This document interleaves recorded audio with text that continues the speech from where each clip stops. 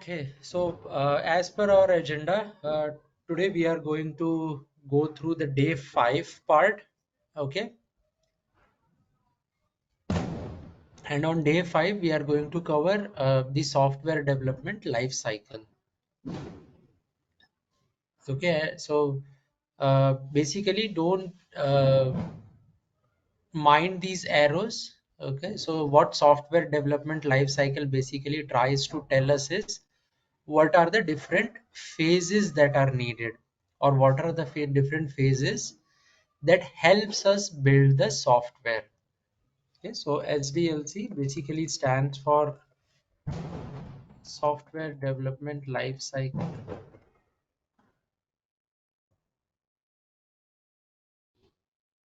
and what it tries to tell us is different what are the different phases or different steps that are required to build a software, or you can even call it as a working software. Nowadays, with agile in place, we no longer say a software. You can also call it as a working software or a prototype. So each phase actually acts as input or provides input to the next stage or the subsequent stages. So that was the intention behind putting the arrows. It doesn't mean that unless you are done with requirements, it doesn't mean that these are sequentially followed. Okay, so how these phases are followed depends upon what type of model do you use. Like if you use a waterfall model, then these are followed in sequence. If you use agile way of doing work, then you may try and do things parallelly as well. Okay, so don't consider that these are exactly sequential things. Software development life cycle never talks about sequential implementation or iterative implementation. It only talks about the different phases as such. Okay,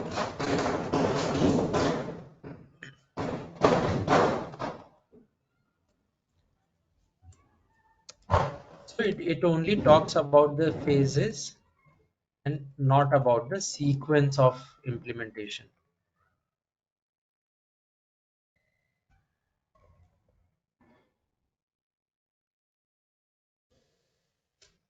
Now, what we are trying to go through in today's class is what are these phases, what happens in these phases, and what will a business analyst do in all of these phases. Okay, so we are basically trying to find answers to these three questions.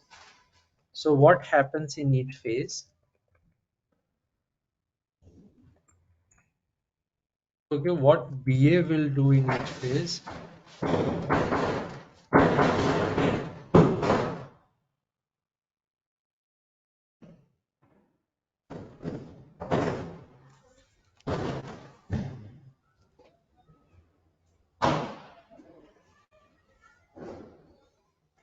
So, first phase is actually planning and analysis phase.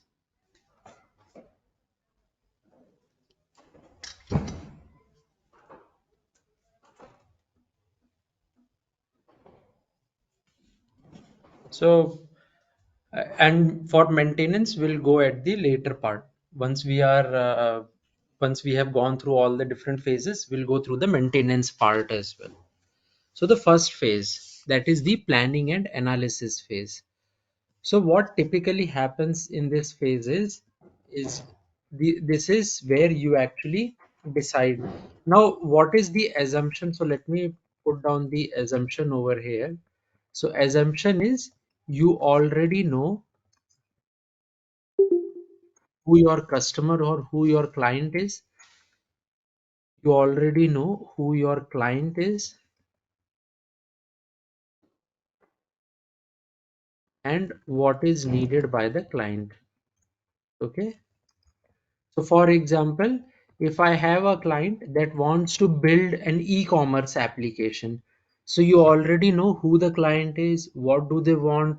So basically that entire discussion has already happened, and now it has come to you for converting that discussion into a working software. So that is why when we go into planning stage, planning and analysis stage, we already know our input. So what typically happens is here the project manager or the scrum master, they lead the, they are actually the leaders or the drivers over here. So they try and assess what type of work it is, within how much time do we have to do this work, and for doing the work in the given time frame, how many people do I need? With those people, what are the different skill sets that I need? Like how many business analysts will I need for this work? How many developers will I need? How many testers will I need? Who will be managing? What will happen every week? So what's the progress? In how much time do I need to complete the requirements? In how much time the coding should complete? So basically the project manager or the scrum master, they try to create a plan. In IT or in general in life also, you never do anything without planning. Okay, you do bare minimum planning. I'll not say you'll do a thorough planning every time, but at least you will do some bare minimum planning before starting anything. Even suppose if you have to go out to a particular restaurant to eat food, even for that also we do planning, that which place should we go, what time should we go. Oh, I have office call at this time, so maybe we should go in the morning, maybe we should go in the evening. Let's go out on weekends because we won't have any office or any training kind of obligations over weekend. So even though you are not doing a thorough planning, but you are doing some bare minimum planning. The same thing applies in IT industry as well, where you will have to do a planning in order to in order to create a blueprint or a roadmap on how are you going to create a working software. Okay, so they basically create a roadmap, sorry, so or a roadmap on how to build a working software. Okay, or basically how to meet the requirement. Now, when you are creating a plan, so like I said, what will plan have? It will discuss on how many people needed, what skill set is needed, and it will also talk about how much time everyone gets. Like a developer may have to do their work in 1 month, BA should do their work in 2 weeks or 3 weeks, something of that sort. So how much time everyone gets, and then they will also have some type of contingency. What if someone goes on unplanned vacation? What if someone decides to resign from the organization? So how are you going to deal with such scenarios? So what is going to be your contingency? Now these are your potential risks that can happen. So what are you going to do when something like this happens in the middle of your project? So how do you take into consideration these activities? So these are the two major things that actually happen. Now, what will a business analyst do? If project manager or scrum master, if they are the drivers, what will a business analyst do? So a business analyst can be consulted. Suppose you are an experienced person, and now the project manager can reach out to you saying that, see, we have got a new client. This client wants to build up an e-commerce application. Now, at a very high level, we know what are the different features the client need. Maybe the client needs a login feature, maybe the client needs payment feature, cataloging feature. So what do you think, how much time will you be taking for writing down requirements, for meeting up with the customer, writing down requirements, and then coming up with a solution? So business analyst at this juncture is not involved as such in doing any type of activity, but a business analyst can be consulted over here. Okay, because a project manager in itself doesn't know everything. So what project manager tries to do is, or a scrum master tries to do is, they will reach out to the individual candidates, and then they will try to get information from those candidates itself, because they themselves doesn't have much idea. Or what will happen is, if they create a plan which the team doesn't like, then the team will naturally, you'll see a lot of resignations, people going on unplanned vacations, people not being interested in doing their work. So those type of things happen.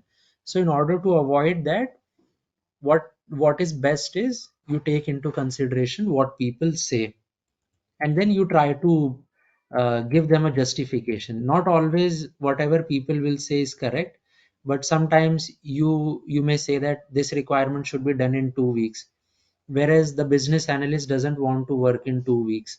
Business analyst says, I will take 6 weeks. So you then you try to do a reason with them why you are saying 6 weeks, what is the reason or rationale behind those 6 weeks. Okay. Now, once you are done with your planning and analysis phase, that is when our immediately we start with the next phase, that is our requirement. Okay. So I'm just calling it as a requirement, but basically it does two things in it. That is requirement gathering plus requirement analysis. Okay. Now what happens in gathering? So remember, we this could be your interview question as well. Yesterday itself we also discussed that we use elicitation techniques or methods. What could be those methods? Those methods could be JAD, brainstorming, interview, and we'll go through a bunch of them in our subsequent class when we reach the elicitation technique, interview, etc. So you use any of these elicitation techniques or methods to draw out opinion, facts, or emotions, or details, whatever you call it out, okay, from the customer. Now once you get these details, what you do is you try to document these details to get these details out of the customer, and then document those details. Now people usually say that this is what I do as business analyst. Now what I would suggest you guys is, instead of saying that, you use elicitation techniques to draw out a opinion, emotions, facts, or detail from the customer and document those details in the form of a requirement document. Don't just stop over there, just add one more line to it, that you don't simply write down whatever customer says. You do your own thought process. Remember we said that as a business analyst, in order to strike conversations with the stakeholders, you need to do learning, you need to do some research or background work. Okay, you need to understand. Now client can sometime come to you and give you anything to implement. Now what you should also do is, you should become the second eye for the client. So you should also do your own analysis, like whatever client is saying, does it really make sense? Is it that much important? Sometimes what happens is, just consider yourself as the customer. So when you go to a shop, what you try to do is, suppose if you are trying to buy 100 rupee item, okay, but you expect that 100 rupee item to give you benefits worth 200 rupees or 300 rupees, but you are not willing to pay more. The same thing happens in IT also. The client, they are going to pay you something, but what happens is, they think that they should get more in that money, so they try to get more and more work out of you. So what you have to do is, and that is why you as business analyst, with your background research, with your learning, you will be able to have conversations with them, come back. It's not mandatory that in meeting itself you should tell client no. Sometimes what happens is, you are not able to think through, you are not able to understand whether whatever client is saying is right or wrong. So what happens is, you come back, Then you do retrospection, that what did I discuss with client, what are the points I have. And during retrospection, what you can also do is, I'll say along with this, you come back, do retrospection, that what did I discuss with my client. Okay. Along with that retrospection, also include your seniors. If you are unsure, it's not that you have to include your seniors every time, but if you are unsure, do retrospection plus discussion with seniors to understand or to analyze whatever client is saying. Does it make sense or should it be dropped? Now, when you are going to drop a requirement that client has given, you will not take that decision on your own. You need to go back to the client, tell them why you think it should be dropped. So what's the best way? We never say the client that we will drop it. What we say is, we say things in the other way around. We say client that this is not of higher priority. This is not of higher priority. So let's revisit later. I'm not saying I will not do it, but let's revisit later as as another change request. Okay, as another change request, that is abbreviated as CR. Now, if anyone asks you what you do as a business analyst, you give your reply in two parts. One, that you use any of the elicitation techniques or methods to draw out opinions, facts, emotions, details from the customer, and then document those details. Okay. Now, once the details are documented, you don't blindly consider it as final document. You take those details and then do retrospection. Like, what have I written? What was asked by the client initially? What is my discussion leading me to? And then if you are unsure about anything, talk to your seniors as well to understand that whatever client is asking us to put in, whether all of that makes sense or not, should something be dropped or not. If anything needs to be dropped, you don't say the client that we won't work on it. Instead, you use a different way. So basically, you are just trying to be politically correct. Okay? You are just trying to play the role of a diplomat, that this is not of higher priority, so let's revisit this later. Okay. And just a secondary note. So I know yesterday we were saying, and just I wanted to revisit this point again, that if any question is asked, not just say that what would, not just give the answer of the question, but like I said, try to include the impact as well. When you are doing something, see, you are a business analyst. Now, when you give answers, don't just say anyone about what do you do as day-to-day responsibilities. So don't just say gathering. We just learned one more thing, that along with requirement gathering, we'll do analysis. Now, don't just stop by saying I do requirement gathering and analysis. Now, what impact does it make? Okay, so suppose because you are involved in requirement gathering and analysis activity, so you get to learn lot of things. You are learning about new businesses. You are learning about how the clients operate or how the clients function their business. How do they look at their business?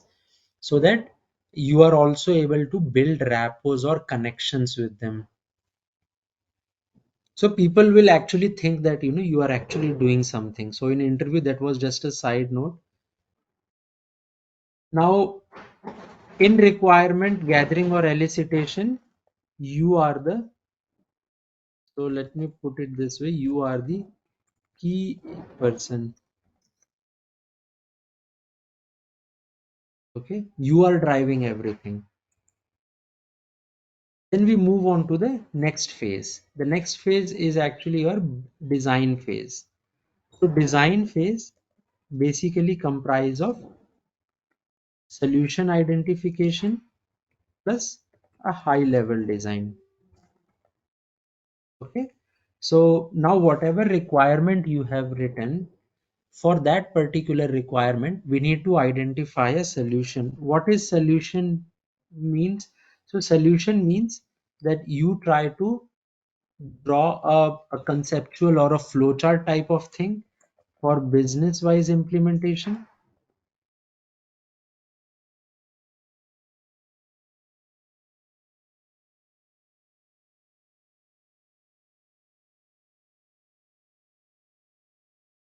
But more importantly, this is optional. Okay, so I will not put a lot of emphasis on this. This is optional. Only if customer wants that, show me diagrammatically how the business components are going to work. So this is optional. But the more important or the mandatory one is the technical solution. So technical solution actually talks about what technologies are you going to use. Okay, how those technologies will be used. So say for example, a very small example of registering a user. Suppose I am going to build an e-commerce application. In that e-commerce application, before anyone can log in, they need to register themselves. Okay, so for registration I am asking them mobile number. Okay, so once I will validate their mobile number by sending an OTP. Then I will ask them to create a profile. So profile basically I'll ask them for first name, last name, email ID,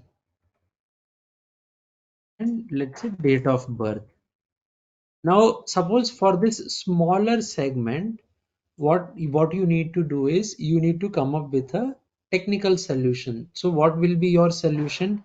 You will not, in solution you will not talk about programs, you as in the architects. So what they will say that we will use a database, and for our argument's sake, let's say we will use MySQL as the database, wherein we will create a table, we will create a customer table, and in that customer table we will store all these details: first name, last name, email ID, date of birth, and mobile number. So we will store all relevant details.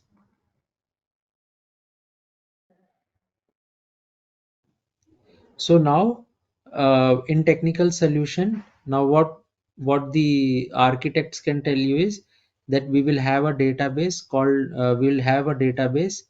In that database, we'll have a customer table. This table will house all these details.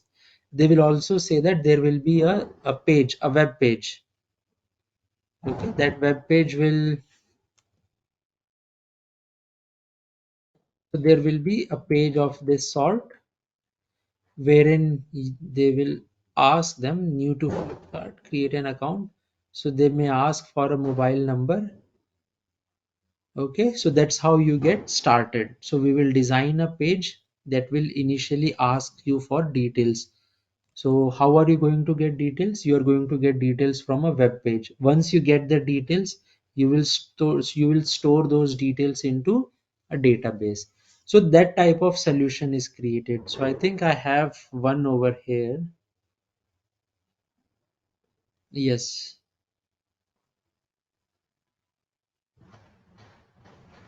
Okay. So same thing for registration. Let's say you have registered and now you want to log in. So for logging in, customer can log in using phone and OTP. So create a system to generate OTP. Suppose you enter your mobile number. Once a valid phone number is entered, an OTP should be generated. Now this, don't consider this as solution technical solution. Okay, usually in technical solution you do things like this.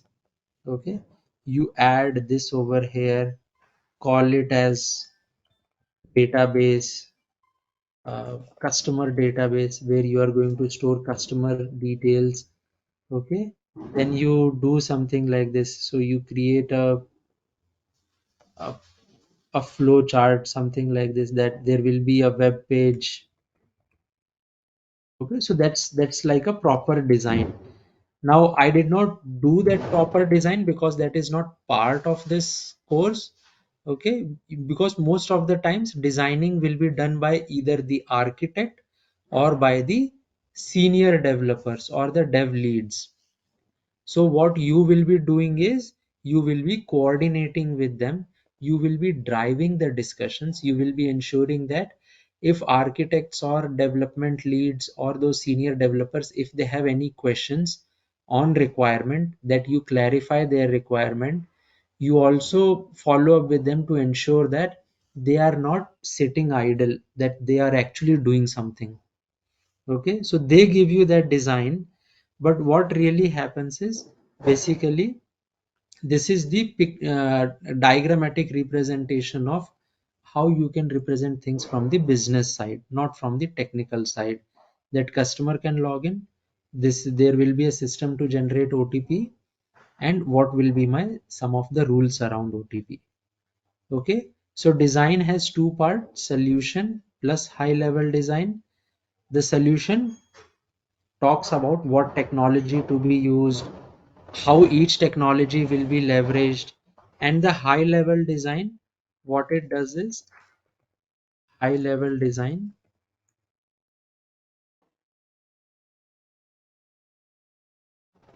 Basically, high level design takes solution as input and then add some of the rules for it.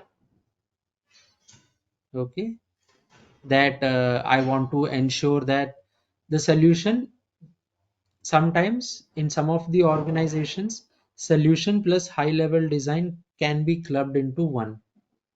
Okay, some of the organizations they don't like to club them into one, so they may have it as separate activity. That as part of solutioning, you just tell me what technology I want to use, how do I use each technology, how will each technology communicate with each other. So if I'm going to write a program in Python, if I'm going to store data in MySQL, how is my Python and MySQL going to interact? Okay, so those type of things you discuss in high level design. In solution, you will just say that I have a Python program. The Python program will store data into MySQL, done.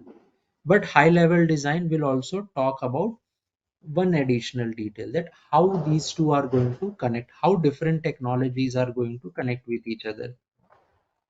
Okay, so basic idea around high level design is how different technologies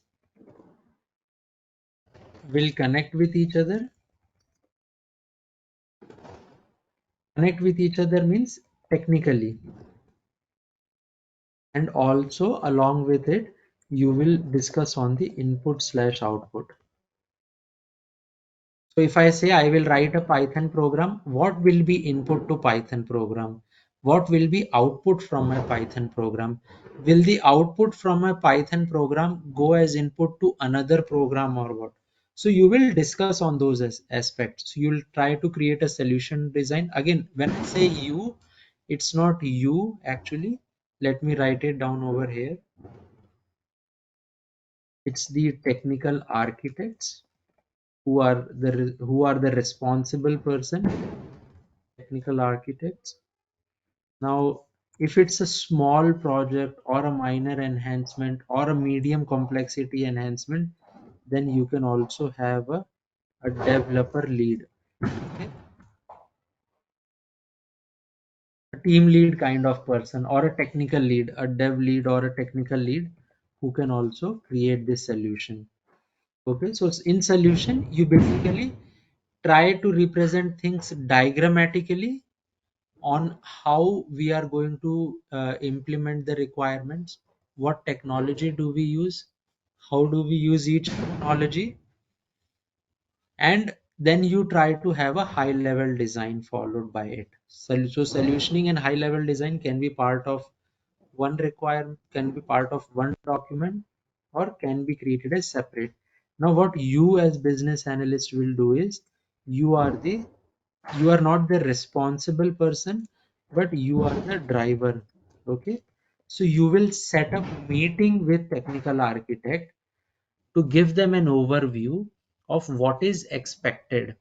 Okay, so you will basically give them a walkthrough of your requirement document so that they understand what is expected. They, as in technical architect,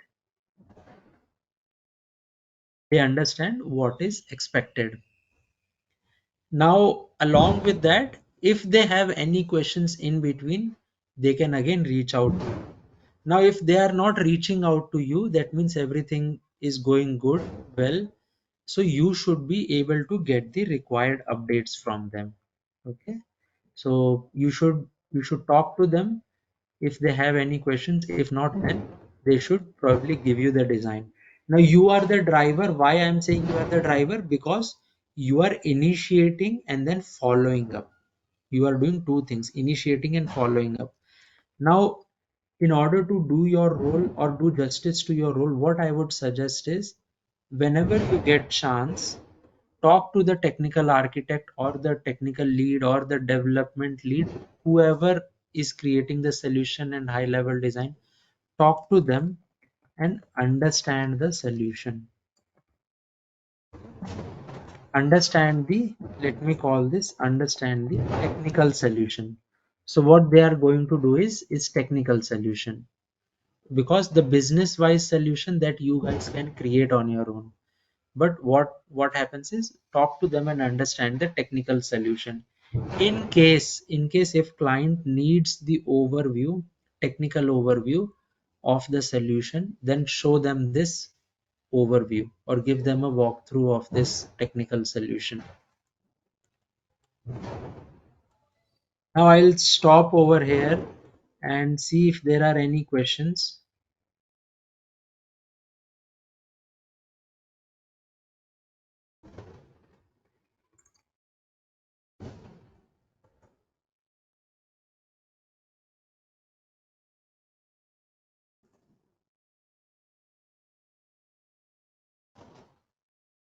So I'll assume that silence means no question.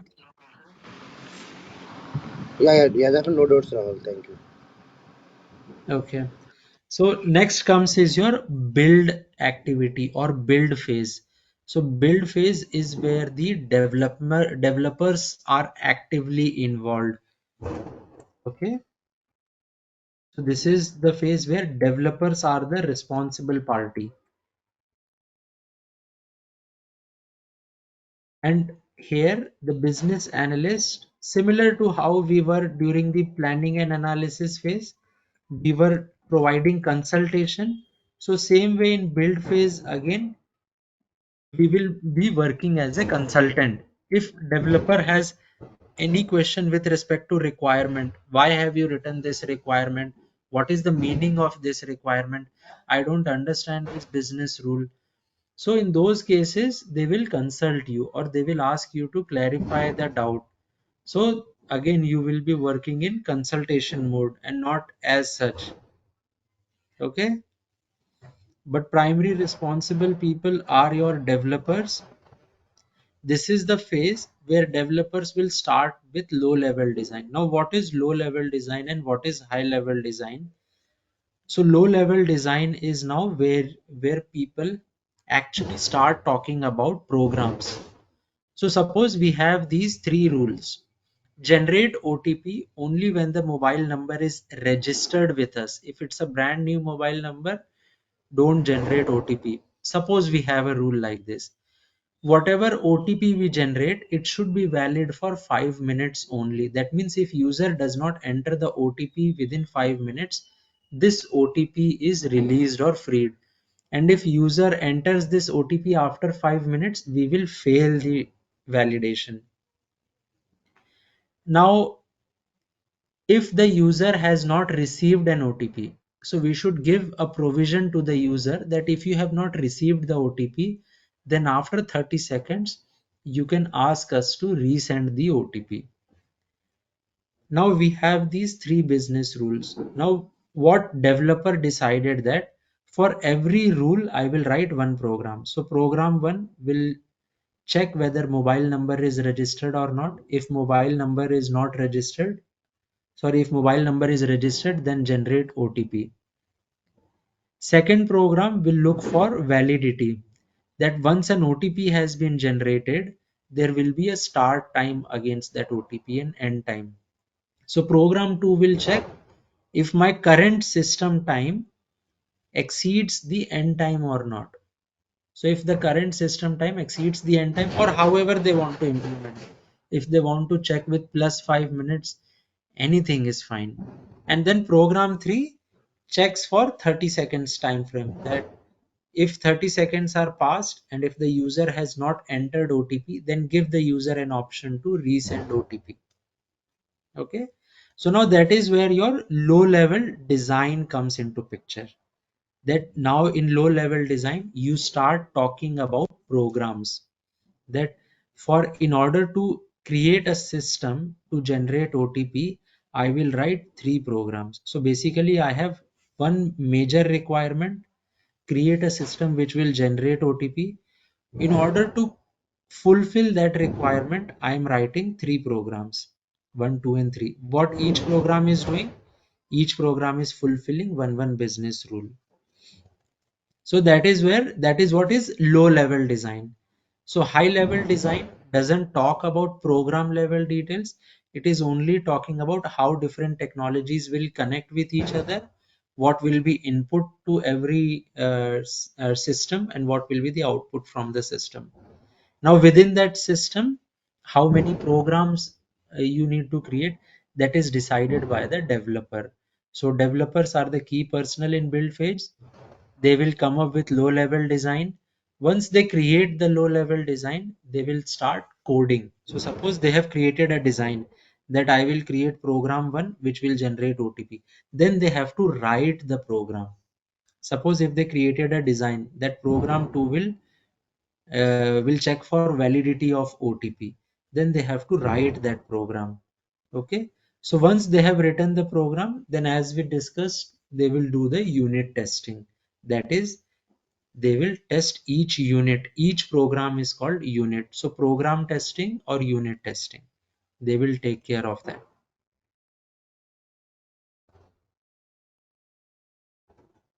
Fifth phase is our testing phase.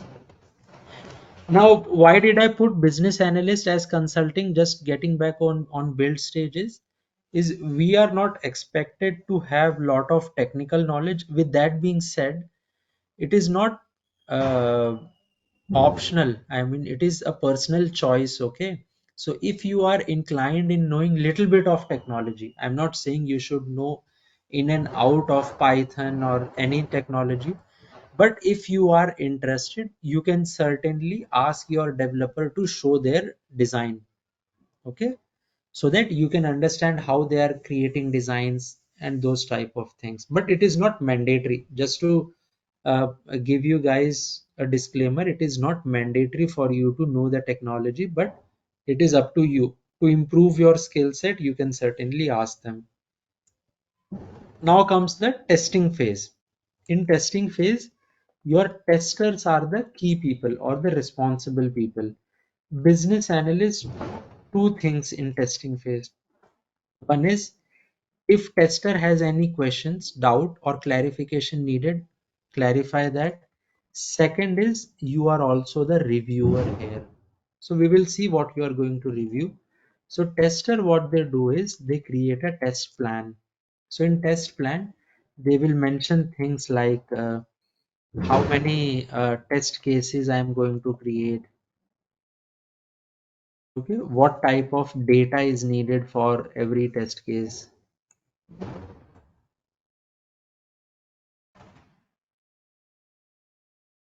When will I start the testing,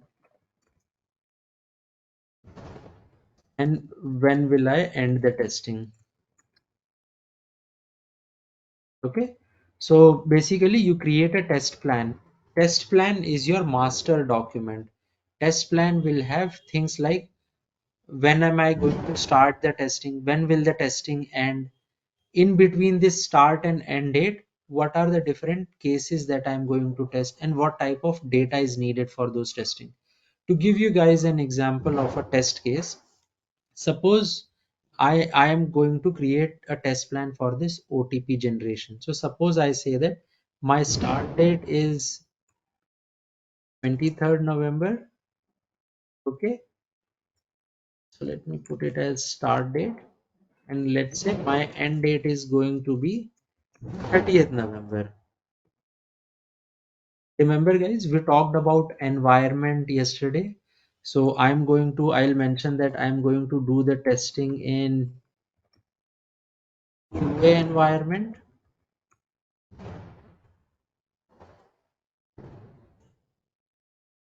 And now you will mention some of the test cases. So how are you going to test it? So we are saying that generate OTP only when the mobile number is registered. So what you do is you give a valid 10-digit mobile number which is registered. Then your next test case could be give a valid 10-digit mobile number which is not registered. Now your next test case could be that enter an invalid 10-digit mobile number.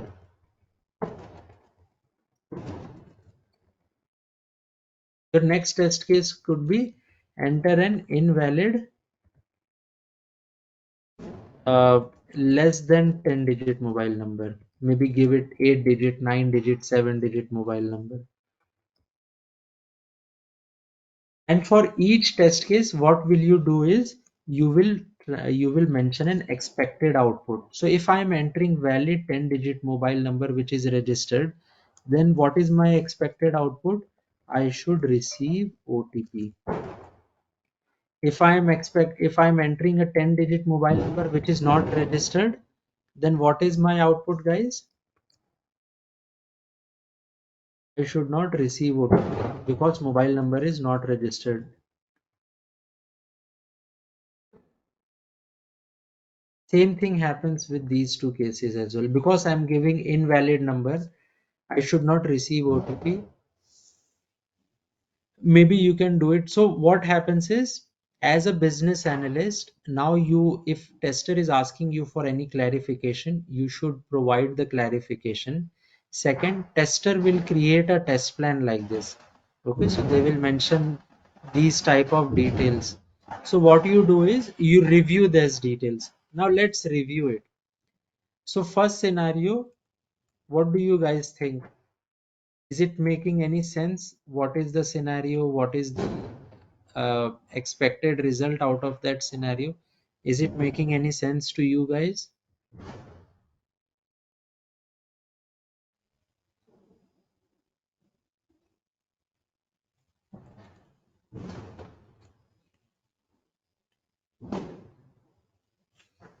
Do you guys think that something should be added as part of test case or as part of the expected output?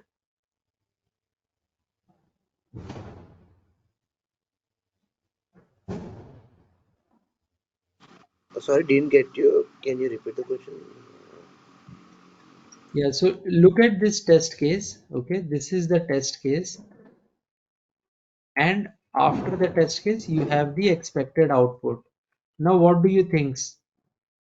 Is this test case and expected output making sense to you? Is there any feedback? Something needs to be changed, modified?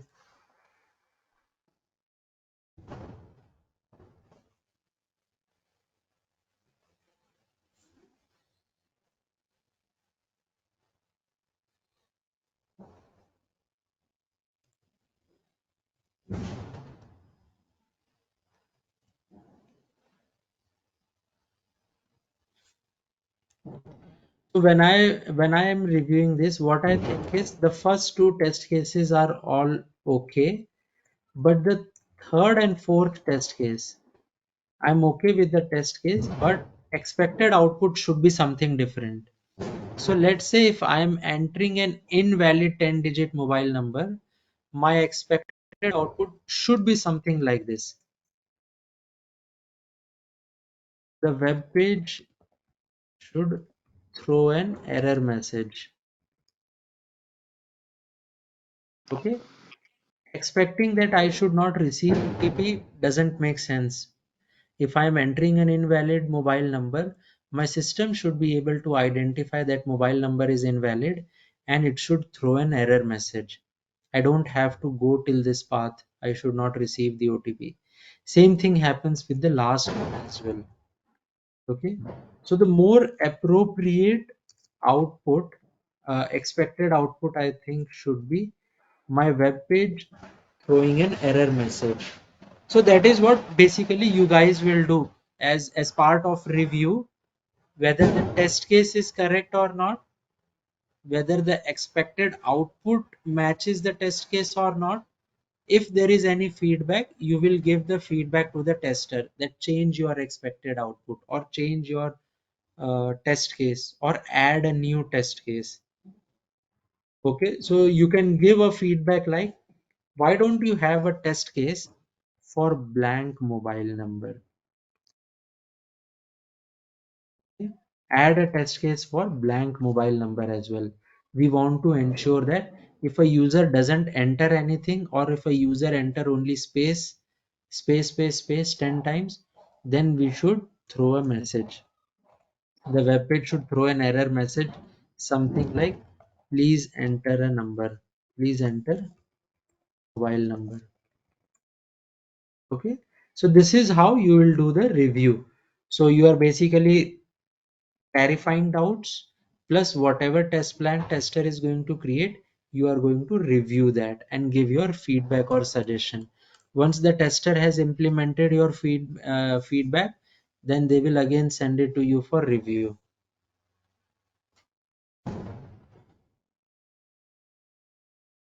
Then comes the next part, but before moving on to there, do you have any questions so far?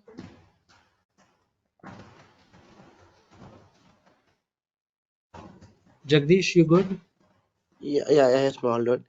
In the phase of testing, if we said like, for example, what the example you have taken, if the invalid number has been entered, you should not issue the OTP. Then the web page should direct like, please enter the valid number. Uh, it should not be in the phase of testing, right? You should be in the phase of building, right? Sorry, it should not be. This picture should not come in the phase of testing, right? It should be in build phase, right? Then basically my doubt is when we enter the invalid number, the system should show like, please enter the valid number. This should be taken care by not the testing team, right? This should be taken care by development team.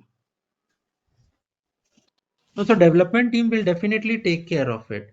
So Mhm. whatever development team they are doing, they will either add the code for invalid mobile number, or they may miss to add the code. The idea behind testing is that whether developer has covered everything or not. So when you are doing testing, suppose you do not get this invalid mobile number message. Suppose you do not get invalid mobile number message, then what you do is you tell the developer that, hey, you missed to code this. If developer has already coded it, we are expecting that everything should be done by here. Developer should code for all scenarios here itself, in build stage itself. But what happens in software development life cycle, we are basically saying we don't trust people. We don't trust developer whether developer will write all things or not. So we will have another person, tester, who will test whether developer has written the code correctly or not. So the coding, I agree, coding will happen in build stage, but here you are just testing to ensure that developer has not missed it. If developer has missed it, then what will happen? It will again go back to build stage. Developer will do the coding and then it will come to testing stage.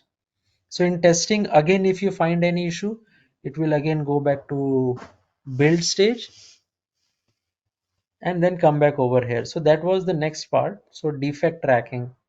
So what happens is when you start doing any testing, okay, and if you find any deviation, if you find any defect, problem, issue, What you do is you assign that defect to your developer, or you assign that defect to the lead, and that lead will assign it to a developer. Once the developer has fixed the defect, it will ask the tester to retest it. If tester is still seeing an issue, what tester will say that issue is still there. So developer will again work on it. So this cycle will keep on repeating unless tester is not seeing any issue. In that case, they will close the defect. Okay. So all coding activity happens here only. The testing activity is only to ensure that we are not getting any defects. Testing is only to ensure that developer has written the correct code. No, no. My doubt is basically, if this work has been not been assigned to the developer before. For example, uh, for the invalid 10-digit mobile number, the web page should say like, please enter the valid number. If this work has been not assigned to the developer previously, can we ask him to, being a business analyst, can we ask developer to work on this again? If the If customer see, comes into the, if the, sorry. no, go ahead. If the customer, if the client comes in the middle, saying like, I need this web page to be redirected to show the error message, can we go back and ask the ask the developer to change the code, or how to deal the situation? Definitely. See, if the requirement is not to display this error message, then you should only be testing for this one. Okay. So if the requirement is saying that you should get an error message, that means the developer, see, as a business analyst, when you write the requirement, you will share the same requirement with developer and same requirement with tester. So if the requirement is saying you should throw an error message, then it is developer's mistake that they did not read the requirement correctly. Now that will be counted as defect and they have to work on it. Suppose the requirement did not say anything about throwing error message, then you cannot expect developer to code for it. If requirement is not saying it, then what will happen is, as a business analyst, if customer tells you no, no, I want error message, then you as business analyst will say that this error message was not initially part of requirement, so let me go back to my team. Remember, we are saying business analyst is a team person. So you will not give any commitments to the client. You will go back to your team. You will ask your developer, you will ask your tester, you will ask developer how much time you are going to take if I have to introduce these error messages. Now developer may say I will take hardly 4 hours. Then you ask tester how much time you are going to take to test the error message. Tester may say I will take only 2 hours. Then you go back to customer and say that yes, we can do it. Give us 1 day time. In 1 day, we will code for the error message and we will test it also. Suppose if developer says that no, no, I will take 4 days to code for it, and tester says I will need 3 days to test it, then total you need 7 days. Plus, business analyst will also need 1 day to change the requirement. Then you tell the customer, since error message was not originally part of the requirement, and if we want to include that into requirement, it will take us around 7 to 8 days to get to code for it. Okay, when you say 7 to 8 days, obviously customer will get angry, or customer will ask for more details. So whenever a developer says they will take 4 days, 5 days, 1 day, 2 day, whether 1 hour, 2 hour, whatever be the case, whatever developer or tester say, ask them to provide justification also. So if they say 4 days, don't just blindly trust that developer is saying 4 days means it will take 4 days. So ask them for justification. That is not for your purpose, not for you guys because you don't trust developer, but because customer can ask you why you are going to take 4 days for development. What is so special about this request that it is going to take 4 days? So in those cases, you should have proper justification from the developer on why they need 4 days for this effort for introducing error message. But you will not take any decision on the call. If client is asking you to change requirement, you give client a heads up that give me 1 day time, give me 2 days time, I will discuss with my team and get back to you. When you are discussing with your team, ask them for providing justification also. Don't blindly take their words. Sometimes what happens is just for the sake of giving estimation they will give estimation, and when you start discussing with developer, then you will realize that it is a 2 day work, and for 2 days work he is giving 4 days of effort. So like that you will be able to catch these type of things as well, because you don't want to go in front of customer, say to customer that we will take 7 days, and then customer starts questioning you, and then later everyone realizes that it is not going to take 4 days, it is going to take only 2 days. Then what will happen is customer will lose trust on you. Customer will think that you are not doing your work appropriately. So we don't want to get into those situations where customer is not trusting us. We want to ensure that whether it is developer, tester, or customer, project manager, whoever is the person, everyone should trust us.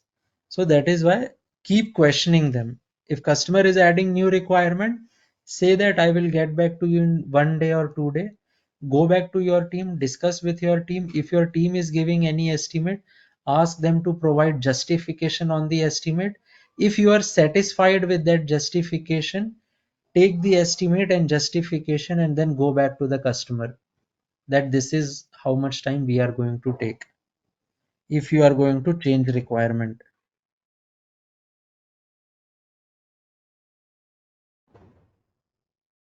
Okay.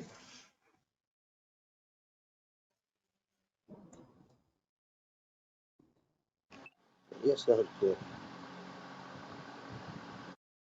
Deployment stage is actually moving on to the next phase, that is deployment. Deployment is where you give demo to the user how the software is working. Okay. If there is any minor feedback, again, minor feedback, small feedback, minor slash small feedback, which will take hardly 1 2 hour is okay. We can take that feedback. But if customer is giving a feedback that is going to take huge amount of time, then again the same thing. We go back to the customer, we give them justification that in order to implement your feedback, we will require 4 days. And why are we going to take 4 days? We need to give them justification so that they can either, if they want to continue with their feedback, then we will delay the timelines. If they don't want to continue with the feedback, then we will implement the software immediately. So we give demo to the user and we will accept minors. It's not that if it is a big feedback we will not accept it, but minor and small feedback we will make changes immediately. For any big feedbacks we will require more time. So that type of communication should go clearly from us, from our side. Now sometimes what I would suggest you guys is, on a side note, that if it is a big change, okay, and and you think it is going to take 7 to 8 days, and you know that customer is angry, customer wants everything within, let's say customer wants everything within 10 days, sorry, within 5 days.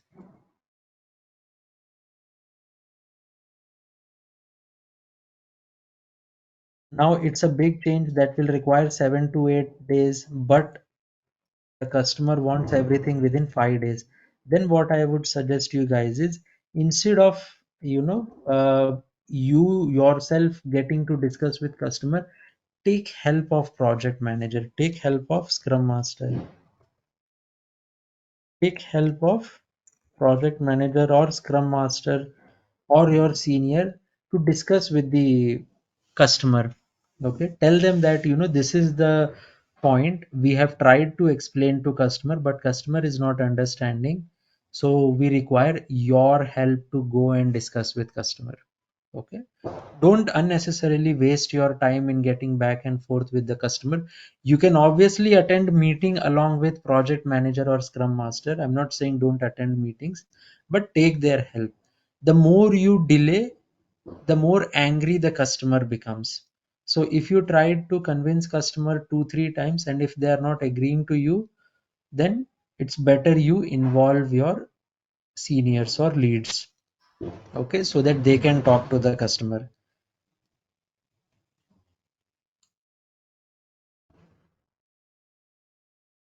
Now in deployment, like I said, we give demo. We after demo, then the code is moved to production environment.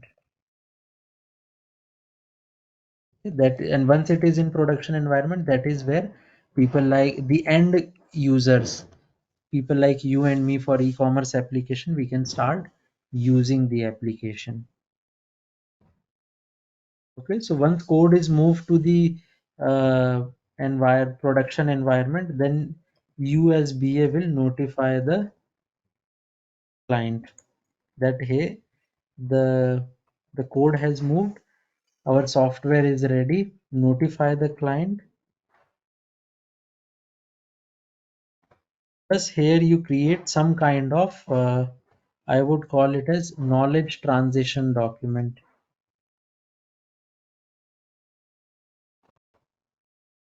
So whatever software you are creating, so you will create a document that uh, where can I find my requirement document for this software? Where can I find solution document for this software? High level design, low level design, test plan for this software. So you will create a master document that will list down what this software is, how to use the software, where can I find documents related to the software, documents such as requirement document, solution document, high level design, low level design, or test plan. Okay, so you as BA will be responsible for creating this document. Now remember guys, not all organization create this knowledge transition document. I have seen one or two organizations or some of the very good organizations do it. But trust me, if you get into any organization that does not create this document, I would suggest you guys that you give your organization a suggestion that let's create a master document like this, so that it will be easier for everyone to refer back. Now the last part that I said, that is not necessarily part of SDLC, that is maintenance. Maintenance happens when your code is in production. Okay, or basically in normal language I will say that when end users are using the software. When end users are using the software, they may experience issues, they may find some problems, bugs, defects. So what they will do is they will create tickets. Okay, now you as business analyst, if you are working on any maintenance type of project, you will review those tickets, that what kind of issue the customer is facing. Is it that customer is using my software in a wrong way, wrong manner, like customer has not logged in but trying to make a payment, whereas we don't allow payments unless the user has logged in. So if it is a wrong procedural issue, then you tell the customer that hey, you need to log in, then only you can make payment. Without login you cannot make payments. But so the customer creates ticket which can fall into two categories. So category 1 could be, category 1 is your wrong procedure followed. So what you basically do is you educate the customer. If it is wrong procedure followed, you educate the customer that you are following the wrong procedure. You need to log in and then only you can make the payment. Now, category 2 is which is a genuine defect. Category 2 is genuine issue that customer has followed all the correct procedure, like the customer has logged in, even after logging in, customer has added an item to the cart. So all steps are correct, still customer is not able to make payment. Then what happens is you do some analysis on your end, what type of data it is, how it looks like. If you think it requires a technical intervention, then you assign it to your developer. So that developer can look from the technical side, like, is there anything wrong with the program? So if there is anything wrong with the program, suppose if it all leads out to some coding issue, then what happens is you create a defect which needs to be fixed immediately. Remember, any issue that comes in maintenance phase, any ticket that comes in maintenance phase, especially a defect that is coming in maintenance phase, takes higher priority. So if you identify a defect, you have to fix it immediately. So with that, we have come to the end of our SDLC process, defect tracking, design. Any questions?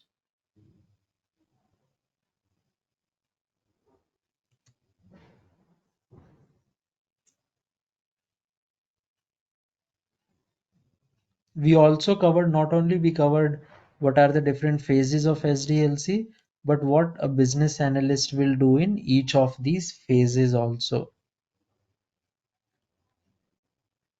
So any questions? No, Rahul, I have clear. Sure. So in that case, if no questions, I'll end the meeting for the day and we will connect tomorrow.